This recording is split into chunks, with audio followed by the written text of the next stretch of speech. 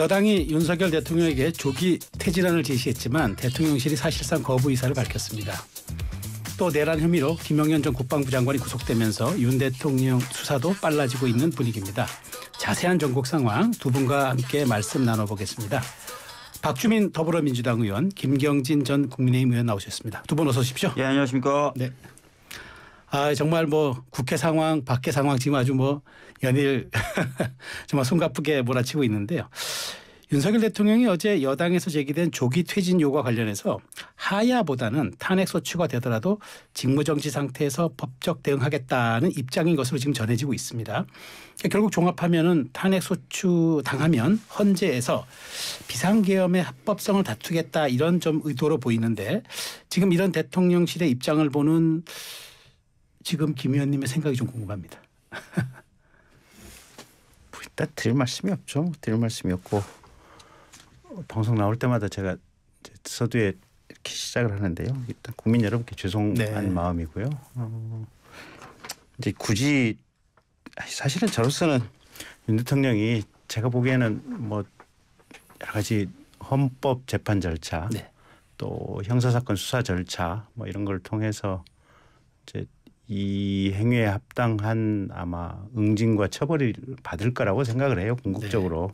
근데 이제 그럼에도 불구하고 저는 그분 대선 캠프에서 그분 당선을 위해서 노력했었고 또 그분에 대한 개인적인 애정이 있어요.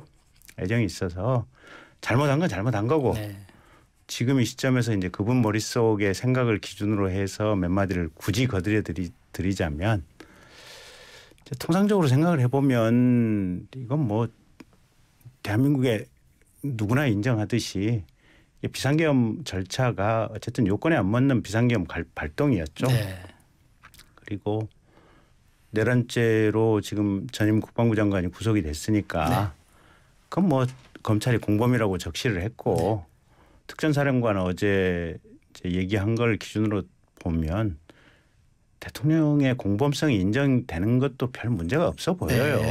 근데 이제 굳이 이제 대통령 머릿속에 생각을 해보면 자신이 그와 같은 헌정에 안 맞는 헌법상의 요건에 안 맞는 비상계엄을 발동하게 된 동기가 뭐냐. 이걸 아마 헌법재판 절차에서 좀 굳이 얘기를 해보려고 하지 않을까. 그러면 민주당이 거듭되는 공직자들에 대한 탄핵으로 사실상 국정을 마비시키려고 했고 또 주요 국가기관에 대해서 예비비라든지 특활비 또 특수업 특정업무 경비 등을 이렇게 하면서 사실상 그냥 국가를 마비 상태로 끌고 가려고 했지 않느냐. 그리고 그런 배경에는 이재명 당대표의 사법 리스크가 있지 않느냐. 아마 이런 동기가 있었을 것으로 추정이 되고 물론 그 동기가 있다고 해서 위헌적인 위법적인 계엄을 한 거에 대해서는 당연히 처벌받고 아마 직에서 면직이 될 거예요. 근데 그거하고 상관없이 나는 역사 속에서 이런 상황 맥락 속에 있었고 그래서 이렇게 됐다라고 하는 것을 헌법 재판 절차 속에서 설명하고 싶다가 대통령의 머릿속의 생각이 아닐까라고 저는 추정은 하지만 최근에 그분하고 연락을 하거나 얘기를 해본 적은 없어서 그분 머릿속은 잘 모르겠어요. 근데 어쨌든 그렇게 추정을 합니다. 저는. 근데 박 의원님 지금 사실 헌재가 지금 재판관이 6명뿐이 없잖아요. 그래서 일각에서는 6명 심리는 할 수 있다. 근데 이제 결론을 내리자면 또 6명 전체가 또 동의를 해줘야 되는 그런 상황이라 혹시 이게 조금 말하자면은 진행하는 과정에서 좀 이게 절차가 좀 지연되거나 하는 것을 또 생각했던 것은 아닐까라는 또 야당의 또 주장이 좀 있지 않을까요? 그러니까 이미 헌법재판관 나머지 3명에 대한 임명 절차를 진행하자는 여야 합의는 있었습니다. 그렇죠. 있었고 그에 따라서 지금 인청특위가 구성되고 있습니다. 저도 인청특위 위원으로 선정이 됐는데 그래서 이제 추가 임명이 될 텐데 여기서도 또 중요한 게 대통령이에요. 대통령이 현재 재판관을 임명해줘야 되는 거 아닙니까? 근데 국회가 이제 3명을 보내면 혹시나 자기에게 유리한 사람만 임명할 수 있어요. 선택적 임명. 그렇게 할 수 있죠.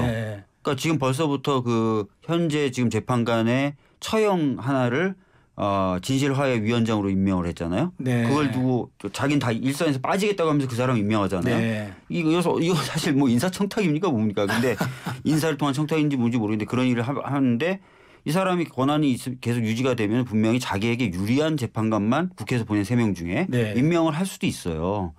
그렇기 때문에 하루빨리 탄핵이 돼서 직무가 정지돼야 됩니다. 그래야 헌법적인 절차가 진행될 수 있어요. 근데 그러면 박 의원님 만일 그러면 직무대행이 헌재 대통령을 대행해서 헌재 재판관 새로 국회에서 송부해 온 분들 사인할 수는 있지 않습니까? 있습니다. 그 민주당은 그 절차를 차라리 원하고 있다. 그게 맞죠. 그러면 헌재 곧 재판을 내가 헌재에서 재판을 받을 사람인데 네. 재판관을 제가 고릅니까? 네. 제가 고른 재판관한테 제가 재판을 받아요? 그만한 특권을 대통령이 또 누려야 됩니까? 그래서 지금 어쩌면 탄핵할 수도 있다는. 그래서 탄핵을 해야 된다는 거예요. 네. 어떤 절차로 가더라도 탄핵이 되지 않으면 안 된다는 겁니다. 잠깐만 말씀 좀 드리면 이선으로 물러났다 그러지만 어제 국방부 장관 뭐라고 합니까?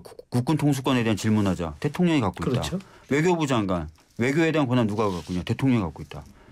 그러니까 지금 혼란을 거듭하는 거예요. 권한은 그대로 갖고 있는데 본인은 행사 안 한다 그러고 아무도 대응은 못하고 헌법에 따라서. 그러니까 그냥 커다란 공백이 생긴 거예요. 지금. 이걸 수습해야 됩니다. 그러려면 탄핵밖에 없어요. 지금 헌법적으로 예정하고 있는 절차는. 알겠습니다. 자, 근데 조금 전 우원식 국회의장이 의장 직권으로 국정조사권을 발동을 했습니다. 왜 이 카드를 꺼내들었고 향후 일정은 박 의원님은 어떻게 됩니까? 그러니까 지금 뭐 탄핵이라는 절차는 국회에서 일종의 징계 절차를 하는 거고요. 그래서 권한을 정지시키는 거고 수사라고 하는 거는 본인이 한 여러 가지 죄책에 대해서 형사상 책임을 묻는 겁니다. 다 별개예요. 이제 국정조사는 사실 어떻게 보면은 진상을 좀 규명해야 되는 상황이잖아요. 근데 그걸 수사기관에만 맡겨놓느냐. 과거에 기억하시겠지만 50 청문회도 있었잖아요. 그때는 뭐냐면 국민들 앞에 뭔가 좀 투명하게 드러낼 필요가 있었던 거 아닙니까? 그래서 그런 의미에서 국회 차원에서 청문회를 하고 윤석열 대통령도 좀 출석을 해서 그 당시 왜 그런 명령을 내렸고 의도가 뭐였는지 본인 입으로 좀 해명을 국민 앞에서 할 필요가 있죠. 수사라는 건 아시다시피 수사기관 안에 들어가서 하다 보니까 내용이 안 나와요. 국민들은 알 수가 없습니다. 그러니까 이렇게 중차대한 그리고 헌정질서 전반을 망가뜨린 일에 있어서는 과거에 이제 독일이라든지 또 우리나라도 아까 말씀드린 50 청문회 같은 데 보면 드러내놓고 그 전모를 국민들이 같이 보고 토론하게 만드는 게 필요하거든요. 그래서 그런 차원에서 아마 제안을 하시는 것 같습니다. 그러면 대신 국정조사는 사법적인 권한은 없지 않습니까? 사법적인 권한은 없지만 증인으로 채택된 사람들 나와서 그 사람들이 이제 선서를 하고 또 위증의 부담을 진 채로 답변을 하게 되는 거죠. 그렇기 때문에 사실 상당한 효과가 과거에도 있었었죠. 그런 의미에서는. 그러니까 대국민 청문회 같은 성격으로 진행된다. 알겠습니다. 그리고 오늘 또 경찰청 특수수사단이 오늘 오전에 대통령실을 전격 압수수색했습니다. 그러면 김 의원님, 그 대통령 이제 조만간 소환되는 겁니까? 아니, 뭘 가져갔을까요 또? 조사 수색했다 그러면은. 계엄 당일날 그 뭐 경호처라든지 또 부속실에서 대통령 행적과 언동, 동선들 그다음에 뭐 국무위원들이 국무회의를 일단 했다고 했으니까 어떤 발언을 했는지 관련되는 내용들은 그러니까 뭐 3일, 4일, 뭐 5일 뭐 어쩌면 그 이전도 마찬가지겠지만 관련되는 서류들 다 한번 보려고 하지 않겠습니까? 그러면은 이렇게 김 의원님 법조인 출신이고 검사하셨으니까 그러면 압수수색을 대상물에 대해서 했을 때는 그러면 지금 사실 지금 내란죄가 적용되니까 가장 이제 정점에 있는 이른바 우두머리라고 하는 대통령을 향하는 것 같은데 그러면 대통령에 대한 소환 조사는 가능합니까? 아니면 언제쯤 이루어질까요?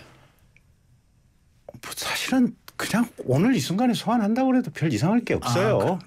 왜냐하면 특전사령관이 저 정도 발언을 했고 또 많은 장군들이 병력 이동과 관련해서 대통령님으로부터 직접 전화를 받았다. 그러면 요건에 맞지 않는 계엄 그리고 중간중간에 장군들에게 대통령이 직접 상황을 챙기는 전화 그리고 국회에서 해제 요구가 있은 이후에도 계속해서 대통령과 통화를 했다고 하는 증언 그냥 이것만 가지고도 끝난 거예요. 그러니까 굳이 뭘 더 수사하고 말 것도 없어요. 이미 큰 틀에 이거는 명확해졌는데 다만 이게 이제 워낙 역사적으로 중요한 사건이다 보니까 정밀해야죠. 아마 이 사건 헌법재판 기록 그다음에 수사와 재판에 관한 기록은 대한민국 역사 속에서 영구히 남을 거예요. 그래서 이제 좀 정밀해야 한다라고 하는 뭐 이런 측면이 좀 있을 거고 네. 실질적인 결론은 다 이미 다 나 있다고 해도 뭐 그리 틀린 것은 없을 것이다. 네. 뭐 이렇게 봐야죠 뭐. 알겠습니다. 또 속보 하나 더 짚고 가겠습니다. 오늘 오전에 속보가 너무 많이 나와가지고 정말 저희도 이거 참 뭐 안타까운 얘기지만 지금 전해지는 소식에 의하면 김용현 전 국방장관이 구치소 화장실에서 극단적 선택을 시도했다가 어쨌든 뭐 성사되지는 않았습니다만 뭐 법무부는 건강에 아무 이상이 없다 이렇게 밝혔는데 박 의원님 왜 이렇게 시도했다고 보세요? 뭐 어제 이제 국방위 현안 질의에서도 나왔던 진술인데요. 네네. 검찰이 지금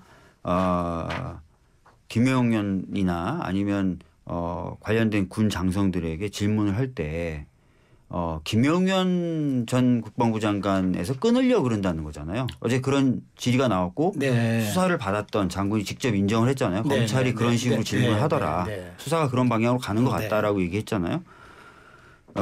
그게 이제 어느 정도 사실일 가능성이 있어요. 네. 그러다 보니까 이제 김용현 전 국방부 장관이 자신만 이제 입을 다물면 끝나는 거지 않습니까? 이 수사가 끝나는 거잖아요. 그러니까 아마 그런 의도에서 이제 그런 선택을 한 거 아닐까. 네. 실제 이제 목숨을 끊으려고 한 게 아니라 더 이상 더 얘기 안 하겠다 나는. 더 이상 뭐 난 얘기 안 한다. 이런 것도 보여준다는 의미도 있는 거거든요. 그런 상징적인 네. 시그널도 있다. 상징적인 의미가 있죠. 네. 난 이제 더 이상 얘기 안 한다. 그게 네. 아무런 의미가 없는 게 네. 이미 그렇죠. 대통령이 직접 전화한 게 많이 나왔기 때문에. 대통령이 직접 전화했다고 수없이 많은 장군들이 네. 언론 앞에서 또 국회에서 공식적으로 증언 이제 발언을 했고 네. 또 일부 장군들은 민주당 의원님들 사무실 가서 거기서 뭐 방송이라든지 뭐 이런 거 하면서 그냥 거기서 다 얘기를 하고 있지 않습니까? 네네. 그러니까 국방장관 진술도 그렇게 중요하지도 않아요. 네, 그날 국방부 벙커 안에 네. 있을 때 그 벙커 안에 있었던 수없이 많은 또 장교들이 있을 거 아니에요. 네. 보면. 그러니까 굳이 제가 이 김용현 장관하고 친분은 일면식도 없는 사이지만 네네네. 이분의 머릿속에 들어가서 추정을 해보면 부끄럽지 않겠어요? 일단 첫째는 고등학교 선배로서 지근거리에서 대통령을 벌써 3년 이상 모셨던 3년 가까이 모셨던 분으로서 그 부끄러움이 있을 것이고 네. 국민들에게도 부끄럽지 않겠어요? 네. 그때 한동안은 열병과 뭔가 들떠가지고 이게 비정상적인 사고로 이런 일을 했겠지만 상황이 냉정해지고 나니까 부끄럽지 않겠어요? 보면. 근데 뭐 제가 들은 얘기로는 물론 들은 얘기라서 함부로 얘기하기가 좀 어렵긴 어렵지만 워낙 중요한 대목이니까 김용현 전 국방부 장관은 윤석열 대통령에게 단 한 번도 노라고 한 적이 없대요. 무조건 예스였대요. 그 정도로 뭐 마카파식 충성을 바쳤던 인물이라고 합니다. 그러니까 이렇게 된 거죠. 잘못된 거죠. 예. 알겠습니다. 자, 어제 국회 상황 짚어보겠습니다. 사실 지금 말씀 나오셨지만 윤석열 대통령이 계엄 선포부터 군병력 투입까지 상황 전반을 실질적으로 지휘했다. 그런 정언이 이어지고 있는데 어제 곽종근 전 특전사령관이 당시 윤석열 대통령이 전화해서 문을 부수고 국회 내 인원을 끄집어내라고 지시했다. 굉장히 참 중대한 발언을 했습니다. 그런데 이 시간대가 국회 본회의가 성사되기 직전이라서 이건 뭐 대통령실의 해명과도 배치되지만 앞으로 이 부분이 가장 큰 수사의 쟁점이 될 수 있을 거라는 분석에 맞습니다. 왜냐하면은 네. 이게 본인은 이제 국회에 병력을 투입했던 게 경고성이었다고 얘기했어요. 네. 이게 되게 중요한 게 내라는 목적범위입니다. 그렇죠. 어떤 의식적인 수준을 넘어서도 목적이 있어야 돼요. 네. 근데 경고성이라는 거는 어떤 뭐 국헌을 문란하게 할 목적이 아니라 그냥 돌발적 경고 그렇죠. 것만 주려고 했다는 거다라고 얘기한 거예요. 그러니까 자기 변호를 한 건데 지금 드러난 걸로 봐서는 그런 경고성이 아니라는 거죠. 실질적으로 국회의원들을 못 모이게 하고 만약에 모였다면 끌어내서라도 국회를 무력화시켜서 계엄을 해제 못하도록 더 강하게 이제 앞으로 가겠다는 명백한 계획이 있었다는 거지 않습니까? 그리고 실제로 그런 지시를 했다는 거고 이건 내란 목적이 한 250%쯤 입증이 된 거죠. 그렇게 보시는군요. 그러면 결정적으로 이게 스모킹건으로 볼 수도 있습니까? 이건 끝난 거예요. 아까 김경진 의원님도 수십 번 아니 몇 번 반복해서 이거 하나만 사실은 지금 당장 구속시켜도 아무 말을 못 해요. 이거 한 사람만 얘기한 게 아니거든요. 이런 얘기를. 예. 자, 근데 여기서 또 하나 이제 저 오늘 정치인들 체포하라고 전화했다는 얘기도 나오죠. 네네. 이제 끌어내라는 얘기도 나왔죠. 이제 사실은 더 뭘 할 필요가 없어요. 아, 그렇게 보시는군요. 근데 여기 이제 또 하나가 얘기 나온 게 이제 보도에 따르면 김영년 전 국방장관 구속됐는데 윤 대통령이 포고문도 직접 수정했다고 이렇게 지금 어쨌든 이게 지금 보도에 나옵니다. 근데 직접 포고문을 기면 수정가 PD나무 수정한 거 이건 어떻게 또 봐야 합니까? 이거 직접 그러면 여기에 그 지시를 한 걸로 봐야 되나요? 지시했잖아요. 장군들하고 통화를 했는데 기한포고문 수정 안 하셨겠어요? 그냥 수계예요. 수계. 내란 수계. 애들로 말씀하실 필요 없어요. 검찰이 김영현 장관에 대한 구속영장도 그렇게 돼 있어요. 장군들 여기저기 전화하셔가지고 네. 야 니네 이동 상황이 어떻게 되냐 계속 체크하셨다는 거 아니에요. 네. 체크하셨다면 아니 뭐 포고문 수정하는 거야. 그게 이 중요한 상황에서 의료 관련해서 이걸 챙겼다는 거 아니에요. 보면. 처단하라. 아니 이제 처단은 그 용어 때문에 섬뜩해서 그러는데 사실은 그러니까 이제 형사처벌을 담보로 해서 이제 의료가 좀 정상화됐으면 하는 그분 나름의 생각이 담겨 있는 것 같아요. 그러니까 그러니까 저는 이분을 한테 모셨던 입장에서 보면 이분의 동기에 대해서 안쓰러움과 애정은 분명히 있고, 근데 이제 그럼에도 불구하고 헌법 요건을 잘못 판단하고 이 시대에 안 맞는 헌법적 사고를 한 거에 대해서는 뭐 여러 가지 응징을 받을 거예요. 이분 뒷날이 좋을 수가 없어요. 구조적으로. 그날 본회의장에 있었던 저로서는 김영진 의원님 말씀 1도 공감할 수 없어요. 저희가 본회의장에 앉아있을 때 총을 든 군인들이 유리창을 깨고 들어온 상태였고요. 진짜 안에 있는 의원들은 바깥 상황을 전달받으면서 이거 죽을 수도 있다. 다 끌려갈 수도 있다는 공포감을 느끼면서 표결을 한 겁니다. 그리고 그때 국민의힘 의원님들은 당사에 모여 계시거나 원내대표실에 모여서 아무것도 안 하셨어요. 동료 의원들이 끌려가든 죽든 어떻게 되든 간에. 좀 굉장히 이거는 심각한 문제고 상황이었다 이렇게 생각합니다. 알겠습니다. 이게 뭐 이런 상황에서 고개 푹 숙여 있어야 되는데 굳이 말 몇 마디 넣는 것이 참 비루한 언동인데 어쨌든 한동훈 대표가 가서 현장에 즉시 가서 본인하고 가까운 의원들 11명 데리고 가서 참여를 했었고 한동훈 대표 첫 일성이 위헌 위법인 계엄이다. 그래서 이건 군인 여러분들 이 명령 들으면 안 된다라고 하는 것이 한동훈 대표가 큰 틀의 가르마를 초기에 잘 탔잖아요 보면. 알겠습니다.